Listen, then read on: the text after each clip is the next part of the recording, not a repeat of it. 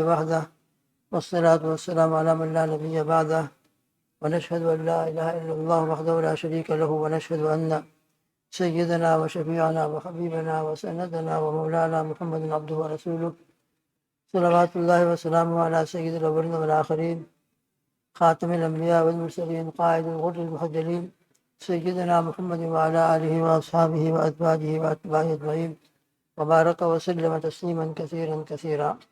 أما بعد فأعوذ بالله من الشيطان الرجيم. بسم الله الرحمن الرحيم.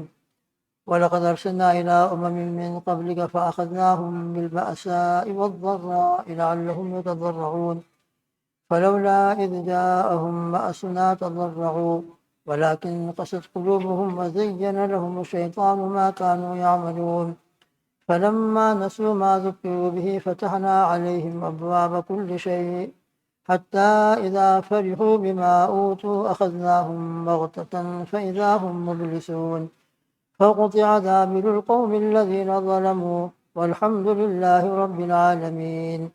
صدق الله العظيم. رب اشرح لي صدري ويسر لي أمري واحلل عقدة من لساني. اللهم رب زدنا علما.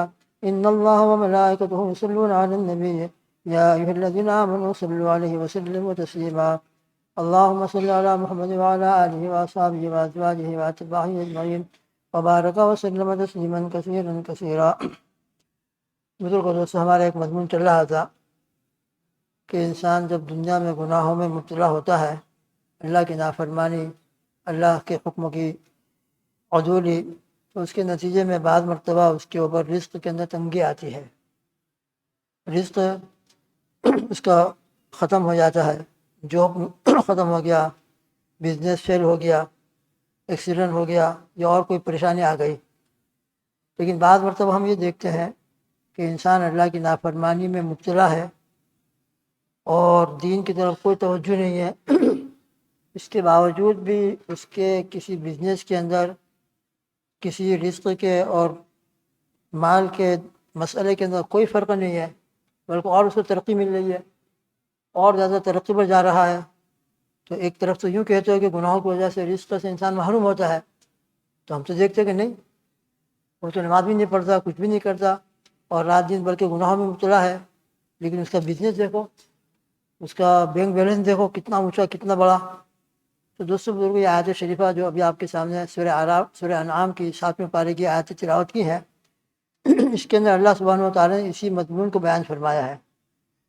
ایک بات ہمارے ذہن میں رکھے جو ان آیتوں کے اندر بھی ہے اور 9ویں پارے کے اندر دوسری رکوع کے اندر بھی ہے اور دیگر مقامات پر بھی ہے.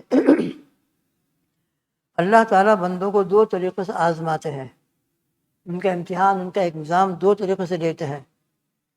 جب انسان گناہوں میں مبتلا ہوتا ہے اور نافرمانیوں کے اندر مبتلا ہوتا رہتا ہے، اب اللہ تعالیٰ کچھ وارننگ دینا چاہتے ہیں کہ یہ کچھ اپنے آپ کو ریورس کرے اور اللہ کی طرف متوجہ ہو، اس کی زندگی کے اندر کچھ اللہ سے تعلق، کنیکشن پیدا ہو جائے، رونا اپنے گناہوں کو، ندامت اور دین سے تعلق پیدا ہو جائے. تو اس پر کوئی تکلیف آتی ہے، تکلیف چاہے مال کے اعتبار سے آ جائے، چاہے جان کے اعتبار سے آ جائے، بیماری آ جائے، خود اس کی ذات کے اندر آ جائے یا اس کے بچوں میں آ جائے. ان تکالیف کے نتیجے کے اندر اللہ کا مقصد کیا ہوتا ہے؟ اللہ سبحانہ و تعالیٰ کا مقصد فَأَخَذْنَاهُمْ بِالْبَأْسَاءِ وَالضَّرَّاءِ لَعَلَّهُمْ يَتَضَرَّعُونَ، مقصد یہ ہوتا ہے کہ ان حالات کی وجہ سے وہ ذرا اپنے آپ کو ریورس کرے اور اللہ کی طرف متوجہ ہو اور یہ غور کرے کہ اللہ، میں آپ کی نافرمانی کرتا رہا، گناہ میں مبتلا رہا، اب میں توبہ کرتا ہوں اور اپنی زندگی کو چینج کرتا ہوں اور اپنے آپ کو انشاءاللہ آئندہ اللہ کا مطیع و فرما بردار بندہ بنا کر زندگی گزارنے کا فیصلہ کرتا ہوں. بس مقصد حاصل ہو گیا.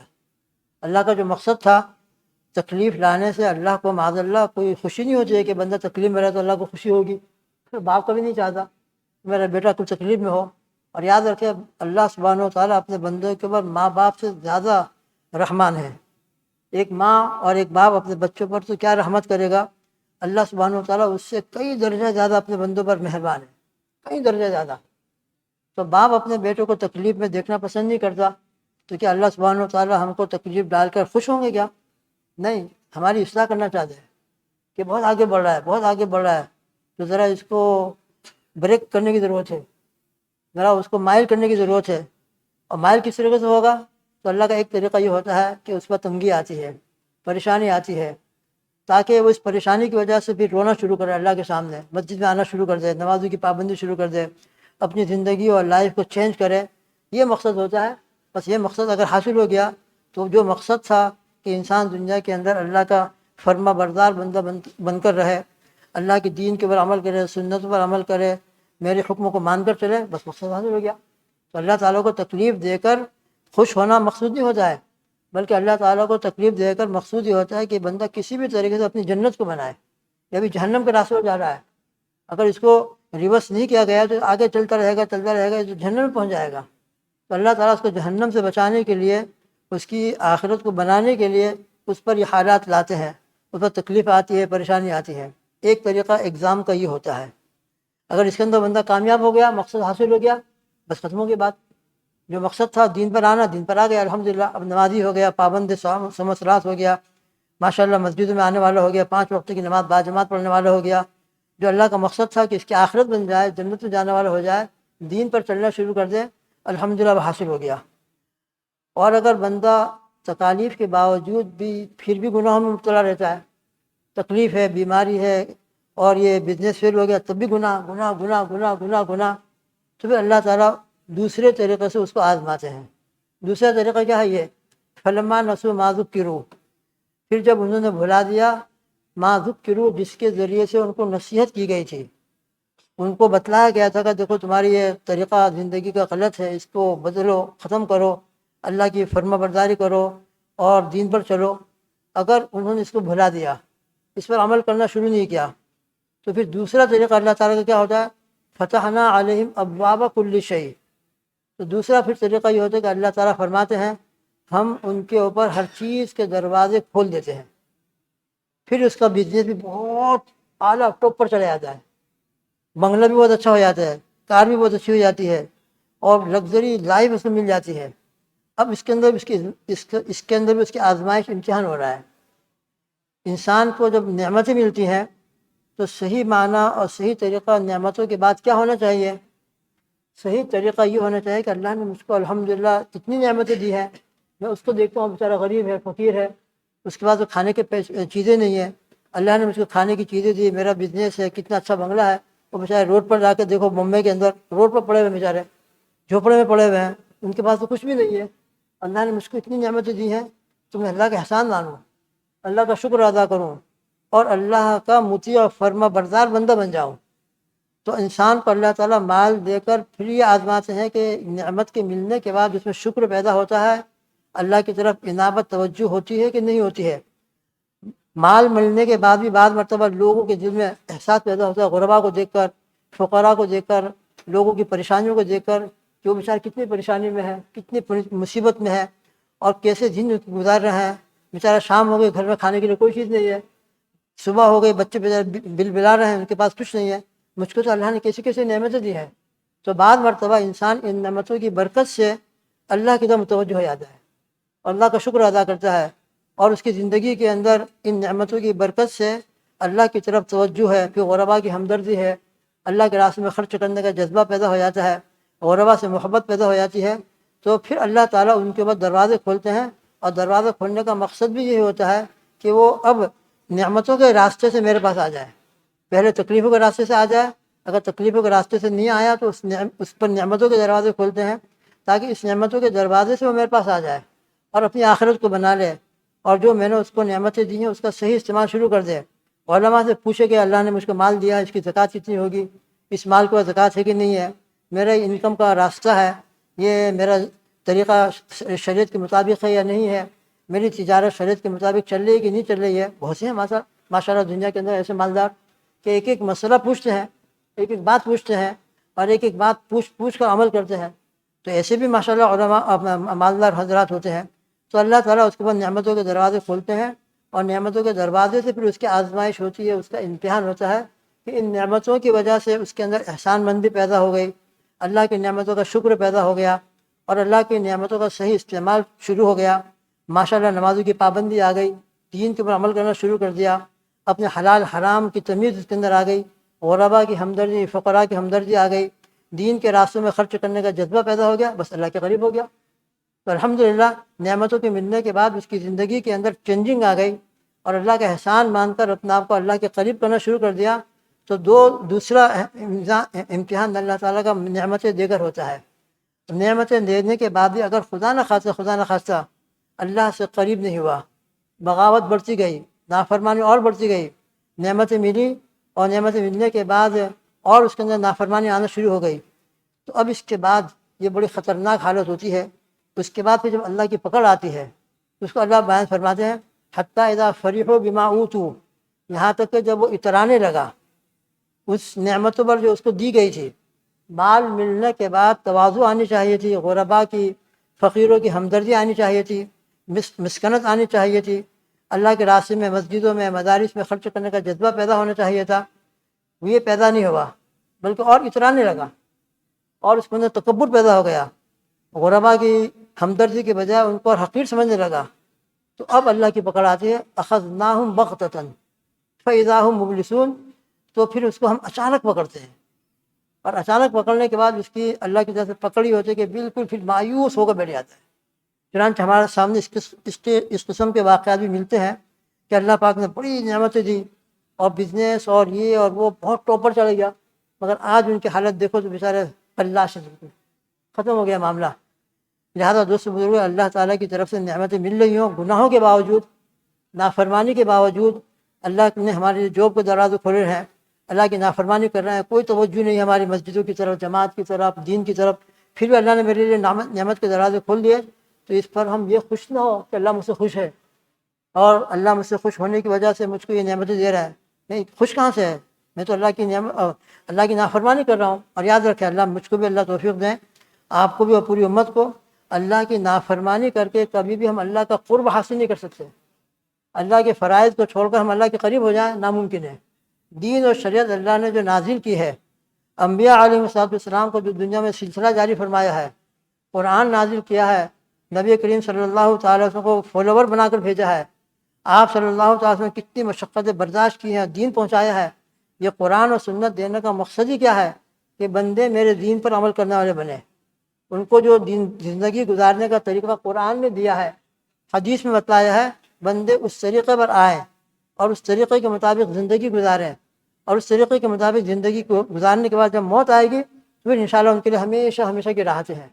تو یہ دین اور شریعت انبیاء علیہ السلام کو دنیا کے اندر بھیجے جانے کا جو مقصد ہے، اور یہ ختم نبوت آپ صلی اللہ علیہ وسلم پر کر دی گئی ہے، ان تمام چیزوں کا مقصد وہی ہے، عہد الست کو یاد دلانا کہ اللہ سبحانہ و تعالیٰ سے ہم نے عالم ارواح کے اندر اللہ کی ربوبیت کا جو اقرار کیا تھا، اس اقرار کے اوپر ہم قائم رہیں۔ اللہ کے رب ہونے کا ہم سب نے اقرار کیا ہے۔ دنیا میں جتنے بھی انسان پیدا ہوئے ہیں، جنات پیدا ہوئے ہیں، سب نے اللہ کے سامنے اللہ کی ربوبیت کا اقرار کیا ہے۔ دنیا کے اندر آنے کے بعد اللہ تعالیٰ نے اسی اقرار کو یاد دلانے کے لیے انبیاء علیہ السلام کا سلسلہ جاری فرمایا، کتابیں نازل فرمائی۔ اب اللہ سبحانہ و تعالیٰ کا یہ آخری دین ہے، آخری قرآن پاک کتاب ہے، اور اللہ کے نبی صلی اللہ علیہ وسلم کی نبوت آخری نبوت ہے۔ اب قیامت تک یہی طریقہ جاری باقی رہنے والا ہے، نہ کوئی نیا دین آنے والا ہے، نہ کوئی نئی شریعت آنے والی ہے، اور قیامت تک اللہ پاک نے اس کو باقی رکھنے کے لیے نبی کریم صلی اللہ تعالیٰ وسلم کی مبارک زندگی کے بعد حضور پاک صلی اللہ تعالیٰ وسلم نے حجۃ الوداع میں فرمایا تھا، بلغوا عنی ولو آیا۔ اب تمہارے پر ایک بہت بڑی ذمہ داری چھوڑ کر جا رہا ہوں، تم کو دین کی جو بات بھی معلوم ہے اس کو آگے بڑھاؤ۔ حضرات صحابہ کو ذمہ دار بنایا، حضرت صحابہ رضی اللہ تعالیٰ عنہ اجمعین نے پوری ذمہ داری کے ساتھ اس امانت کو آگے پہنچایا ہے، اور آگے پہنچتے پہنچتے پہنچتے آج الحمدللہ 1443 ایئرس کے ہم چل رہے ہیں، 1443 کے اندر ہے۔ الحمدللہ قرآن محفوظ ہے، حدیث محفوظ ہے، حضور پاک صلی اللہ تعالیٰ وسلم کی ایک ایک ادا محفوظ ہے، ایک ایک ادا، ایک ایک سنت محفوظ ہے۔ امت کا ایک طبقہ پورے آج تک قائم اور دائم رہا ہے کہ وہ دین کی حفاظت کر رہا ہے اور دین کو لے کر چل رہا ہے۔ لہٰذا یہ پورا سلسلہ اس لیے جاری کیا گیا ہے کہ انسان اس سلسلوں کو سمجھے، قرآن کو سمجھے، دین کو سمجھے، شریعت کو سمجھے، اللہ کے پیارے حبیب صلی اللہ علیہ وسلم کی سنتوں کو اپنے دل میں عظمت پیدا کرے، شریعت کی عظمت پیدا کرے، اور اپنے آپ کو دین پر لائے۔ تو اللہ کی طرف سے یہ دو طریقے امتحان کے ہوتے ہیں، کبھی آزمائش، امتحان تکلیفوں کے ذریعے ہوتی ہے، اور کبھی آزمائش اس کے طریقے سے ہوتی ہے، نعمتوں کے ذریعے سے۔ 9ویں پارے کے اندر اللہ تعالیٰ کی آیت شریفہ ہے، 9ویں پارے میں 2 آیتیں ہیں۔ ایک تو ہے وَبَلَوْنَاهُمْ بِالْحَسَنَاتِ وَالسَّيِّئَاتِ لَعَلَّهُمْ يَرْجِعُونَ، وَبَلَوْنَاهُمْ بِالْحَسَنَاتِ وَالسَّيِّئَاتِ، اور ہم نے ان کو آزمایا نعمتوں کے ذریعے سے، والسیئات عذاب و تکلیفوں کے ذریعے سے، لعلہم یرجعون تاکہ وہ لوٹیں۔ تو کبھی اللہ تعالیٰ تکلیفیں دے کر مقصد یہ ہوتا ہے کہ لوٹ آئے، اور نعمتیں دے کر بھی اللہ تعالیٰ کا مقصد یہ ہوتا ہے کہ وہ لوٹیں۔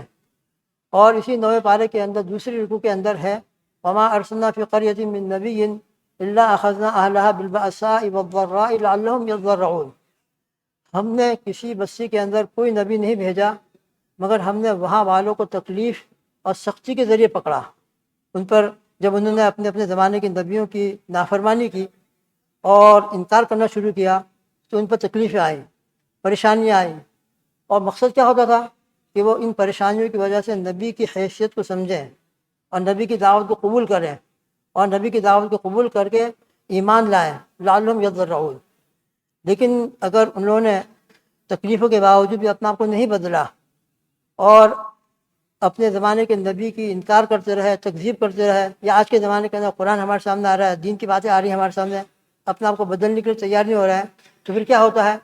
ثم بدلنا مکان السیئۃ الحسنۃ، پھر ہم نے برائی کے بدلے میں بھلائی دی۔ برائی کے بدلے میں پہلے جو تکلیفیں آئی تھی، تکلیفوں کے باوجود بھی وہ اپنی زندگی کو اس نے نہیں بدلی ہے اور اللہ کی طرف اس نے متوجہ ہونا شروع نہیں کیا ہے، تو پھر ہم کیا کرتے ہیں؟ ثم بدلنا مکان السیئۃ الحسنۃ، برائی کے بدلے میں بھلائی دیتے ہیں، نعمتیں دیتے ہیں، مالداری دیتے ہیں، صحت تندرستی دیتے ہیں، حتیٰ عفوا وقالوا، یہاں تک کہ جب ان کو مالداری ملتی ہے اور خوب پھولتے پھلتے ہیں تو کیا ہونا چاہیے تھا؟ اس نعمت کے ملنے کے بعد اللہ کا شکر ادا کرنا چاہیے تھا، اللہ کا احسان ماننا چاہیے تھا۔ اس کے بجائے وہ کیا کہتے ہیں؟ قد مس آباءنا الضراء والسراء، یہ دنیا کے طریقے ہیں، دنیا کے حالات ہیں، کبھی تنگی آتی ہے، کبھی فراوانی آتی ہے، کبھی بیماری آتی ہے، کبھی تندرستی آتی ہے، تو ہم پر بھی ایسا آیا، کبھی ہمارے پاس تنگیاں تھی اور پریشانی تھی، اب ہمارے پاس مال ہے، دولت ہے، یہ تو دنیا کا ہیر پھیر ہوتا ہے۔ یہ نہیں سمجھا کہ اس کے پیچھے کیا مقصد ہے، بلکہ دنیا کے حالات کے اوپر اپنا آپ کو ڈالا کہ دنیا میں ایسا طریقہ چلتا ہی رہتا ہے۔ قد مس آباءنا، تحقیق ہمارے باپ داداؤں کو بھی ایسی تکلیفیں بھی پہنچی تھی اور خوشی بھی پہنچی تھی، لہٰذا ہم پر بھی، مجھ پر بھی اگر تکلیف آئی تو اسی طریقے سے آئی، اب خوشی کے دن آ گئے تو وہ بھی اسی طریقے سے آئے۔ یہ نہیں سمجھا کہ اس کے اندر میرا امتحان ہو رہا ہے۔ تو فرماتے اس کے بعد اللہ تعالیٰ فَأَخَذْنَاهُمْ بَغْتَةً وَهُمْ لَا يَشْعُرُونَ، جب انہوں نے اس سے اپنے آپ کو اللہ کی طرف متوجہ ہونے کا طریقہ اختیار نہیں کیا، بلکہ یہ سمجھا کہ حالات ہیں، اونچے نیچے ہوتے ہی رہتے ہیں، دن بدلتے ہی رہتے ہیں، تو پھر ہم نے اس کو فَأَخَذْنَاهُمْ بَغْتَةً، ہم نے اچانک ان کو پکڑ لیا۔ تو دوستو بزرگوں، نعمتوں کے ملنا گناہوں کے باوجود ہرگز ہرگز اس پہ ہم اترانا شروع نہ کریں کہ اگر میں اللہ کے یہاں قبول نہ ہوتا اور میری نافرمانی اللہ کے یہاں قابل گرفت ہوتی تو نعمت مجھ کو کیوں ملتی، یہ مال مجھ کو کیوں ملتا، یہ اچھے اچھے گھر کیوں مجھ کو ملتے ہیں۔ تو دوستو بزرگوں، یہ اچھے اچھے گھر جو ملے ہیں یہ اللہ کی طرف ڈھیل ہے، ڈھیل، اس سے ہم اور اللہ کی طرف متوجہ ہونا چاہیے کہ اللہ نے مجھ کو موقع دیا ہے، احسان مندی مانیں اور احسان مان کر اللہ کا شکر ادا کریں، متوجہ ہو جائے۔ لیکن اگر اس کو ہم نے اپنے اللہ کی طرف رجوع ہونے کا ذریعہ نہیں بنایا بلکہ اس کے اندر اور اللہ کی نافرمانی کے اندر ڈٹے رہے، اٹے رہے، تو دیکھا ہوگا آپ نے کبھی کبھی جو فشنگ کرنے والے ہوتے ہیں، مچھلی پکڑنے والے، شکار کرنے والے، آپ نے دیکھا ہوگا ان کا کیا طریقہ ہوتا ہے، پانی کے اندر جو ان کو مچھلی پکڑنے کی چیزیں ہوتی ہیں اس کو ڈالتے ہیں، اس کے اندر کھانا بھی ہوتا ہے تاکہ مچھلی اس کو دیکھے اور اس کو دیکھ کر اس کو کھانے کے لیے آ جائے۔ چنانچہ جب مچھلی اس کو پکڑتی ہے، کھانے کو پکڑتی ہے، اور پکڑنے والوں کو جس کے ہاتھ میں وہ ڈوری ہے اس کا اندازہ ہوتا ہے کہ مچھلی آئی ہے، فش آئی ہے، تو فش آنے کے بعد فوراً نہیں کھینچتا، وہ فوراً نہیں کھینچتا، وہ بلکہ اور ڈھیل دیتا ہے اور چھوڑتا ہے تاکہ وہ مچھلی اس کانٹے کو اچھی طرح منہ میں لے لے۔ جب اس کا اندازہ ہوتا ہے کہ اس کو ڈھیل دینے کے بعد وہ کانٹا کھانے کے ساتھ کانٹا اس کے منہ میں چلا گیا ہے، اس کا اندازہ ہو جاتا ہے، پھر اس کے بعد اچانک کھینچتا ہے وہ، اچانک کھینچنے کے نتیجے میں کیا ہوتا ہے، مچھلی اس کے کانٹے میں آ جاتی ہے، پھر وہ نکلتی نہیں ہے، اس لیے کہ کانٹا اس کے منہ میں جا چکا ہے۔ اگر فوراً کھینچ لیتا تو فوراً کھینچنے کے نتیجے میں وہ بھاگ جاتی، وہ چھوڑ کر نکل جاتی، بلکہ وہ چھوڑ کر نکل نہیں جائے، اس کو ڈھیل دیتا ہے اور اس کو ڈوری ہلکی کرتا ہے تاکہ وہ مچھلی اس کو اچھی طریقے سے منہ میں لے لے، اور جب اس کو فشنگ کرنے والوں کو اندازہ ہو جاتا ہے کہ کانٹا اس کے منہ میں اچھی طرح جا چکا ہے، اب اس کو اچانک کھینچتا ہے۔ اب اچانک کھینچنے کے بعد وہ مچھلی اس کے قبضے میں آ جاتی ہے اور قبضے میں آگے ختم ہو گیا. تو اسی کو اللہ نے فرمایا فَأَخَذْنَاهُمْ بَغْتَةً، وہ اس کو ڈھیل دیتے ہیں. لہٰذا مالداری کا ملنا نافرمانی کے باوجود اللہ کی طرف سے ڈھیل ہے، معاذ اللہ ثم معاذ اللہ. اس کو ہم نعمت نہ سمجھیں، اترانا شروع نہ کر دیں، تکبر میں نہ آئے، بلکہ اس پر اور اپنے کو افسوس کرے کہ مالداری کے ملنے کے باوجود بھی آج تک میں اللہ کی طرف متوجہ نہیں ہو رہا ہوں. اس مال کے باوجود بھی میرے اندر نافرمانی بڑھتی جا رہی ہے. مسجدوں سے دور ہوں، نمازوں سے دور ہوں، دین سے دور ہوں، نہ زکوٰۃ کی فکر ہے، نہ اس کی فکر ہے، نہ اس کی فکر ہے. تو یہ کوئی اللہ کی رضامندی کی دلیل نہیں ہے، بلکہ اللہ کی طرف سے ڈھیل ہے. پھر جب اللہ کی پکڑ آئے گی تو کیسے آئے گی؟ جیسا وہ فشنگ کرنے والا اچانک کھینچتا ہے اور مچھلی اس کے جال میں آ جاتی ہے. اسی سے اللہ فرماتے ہیں فَأَخَذْنَاهُمْ بَغْتَةً، ہم نے ان کو اچانک پکڑ لیا، وَهُمْ لَا يَشْعُرُونَ، اور ان کو پتہ بھی نہیں چلتا کہ اللہ کیسا ہو گیا. میرا بزنس بہت اچھا چل رہا تھا، یہ کس طرح فیل ہو گیا، اور میری تندرستی بہت اچھی تھی، یہ بیماری کہاں سے آ گئی. تو دوستو بزرگوں، اللہ سبحانہ وتعالیٰ کے طریقے ہوتے ہیں بندوں کو متوجہ کرنے کے. لہٰذا ہم اپنے آپ کو کوئی تکلیف آ جائے فوراً اللہ کی طرف متوجہ ہو جائے. بیماری آ گئی، پریشانی آ گئی، فوراً توبہ کرے، استغفار کرے، اور ہمیشہ یہ سمجھیں کہ مجھ کو جو تکلیف آئی ہے وما اصابکم من مصیبت فبما کسبت ایدیکم، تم پر جو بھی مصیبت آتی ہے بس یوں سمجھو کہ میرے کسی گناہ کی وجہ سے آئی ہے. لہٰذا میرے کسی گناہ کی وجہ سے جب آئی ہے تو میں اللہ سے توبہ کروں، استغفار کروں. ما اصابک من حسنۃ فمن اللہ وما اصابک من سیئۃ فمن نفسک، کوئی نعمت ملے تو سمجھو کہ بس اللہ کی طرف سے ملی ہے، اور کوئی پریشانی آئی ہے تو سمجھو کہ بس میرے گناہوں کا نتیجہ ہے. لہٰذا جب بھی ہمارے پاس کوئی تکلیف آئے، کوئی بیماری آ گئی، کوئی پریشانی آ گئی، کوئی ٹینشن آ گیا، فوراً صلاۃ توبہ پڑھیں، فوراً استغفار کریں، توبہ کریں، اللہ کی طرف متوجہ ہو جائے، رونا گلگلانا شروع کریں. تو انشاءاللہ وہ تکلیف ہمارے لیے پھر تکلیف نہیں ہے، عذاب نہیں ہے، بلکہ اللہ کی طرف متوجہ ہونے کا ایک ذریعہ بن رہا ہے، اور اللہ کی طرف متوجہ ہونے کا ایک سبب مل رہا ہے. انشاءاللہ پھر یہ تکلیف اس کے لیے رحمت بنے گی، یہ تکلیف اس کے حق میں عذاب نہیں ہوگی، بلکہ اللہ سے قرب کا ذریعہ بن رہی ہے. اس بیماری کے ذریعے سے اللہ کے قریب ایسے واقعات ہیں ماشاء اللہ. ہمارے ایک شخص نے بتلایا تھا، بہت تندرست، اچھی حالت تھی، مالداری بھی سب کچھ تھا، لیکن غفلت، انتہائی غفلت کی زندگی. اب بیماری آ گئی، کوئی مہلک بیماری آ گئی، کینسر آ گیا، یہ ہو گیا. اب دل اللہ کی طرف متوجہ ہوا، اور الحمدللہ بیماری کے نتیجے کے اندر اس نے پوری زندگی چینج کر ڈالی، توبہ کر لی، استغفار کر لیا، آخرت کی فکر پیدا ہو گئی، موت کی فکر پیدا ہو گئی. تو سچی بات یہ ہے کہ بیماری ہے، مانگنا نہیں چاہیے، لیکن اس بیماری کی وجہ سے اگر اس کی زندگی بدل گئی ہے تو سمجھو کہ یہ بیماری اس کے لیے بہت بڑی رحمت بن گئی ہے. اس معنی کا رحمت بن گئی کہ اگر بیماری نہ آتی تو وہی غفلت میں رہتا، وہی نافرمانی کے اندر پڑا رہتا. اس بیماری کی وجہ سے، بزنس کے فیل ہو جانے کی وجہ سے اب اللہ کی طرف آنا شروع ہو گیا، مسجد میں آنا شروع ہو گیا، اپنی آخرت کی فکر پیدا ہو گئی، موت کی فکر پیدا ہو گئی. تو تکلیفیں جو دنیا میں آتی ہیں یہ مختلف طریقے سے ہوتی ہے، مختلف اس کے اندر حالات ہوتے ہیں. تو علماء نے جو بات لکھی ہے کہ اگر تکلیفوں کے بعد انسان کو اللہ کی طرف متوجہ ہونے کا اور توبہ استغفار کرنے کی توفیق مل گئی تو سمجھ لو کہ یہ تکلیف ہمارے حق میں عذاب نہیں ہے، یہ اللہ کی طرف سے ایک رحمت ہے جو ہم کو متوجہ کرنے کے لیے مجھ پر یہ حال آیا ہے. لہٰذا اللہ کا رحمت سمجھ کر اور اللہ کی طرف بڑھنا شروع کریں. انشاءاللہ موقع ملے تو بعد میں اس کو اور ذکر کیا جائے گا. اللہ مجھ کو بھی اور آپ کو بھی قرآن پاک کی ان ہدایتوں سے اور قرآن پاک کی ان آیتوں سے اپنی زندگیوں پر غور کرنے کی توفیق عطا فرمائے کہ ہم ان آیتوں کے پیش نظر، ان آیتوں کی روشنی میں اپنی زندگی پر غور کریں، اور اپنی زندگی پر غور کر کے بس میری زندگی کیسی چل رہی ہے، نعمتوں میں کیسا چل رہا ہوں، میں تکلیفوں میں کیسا چل رہا ہوں. ان تمام چیزوں سے مقصد اللہ کی طرف متوجہ ہونا ہے.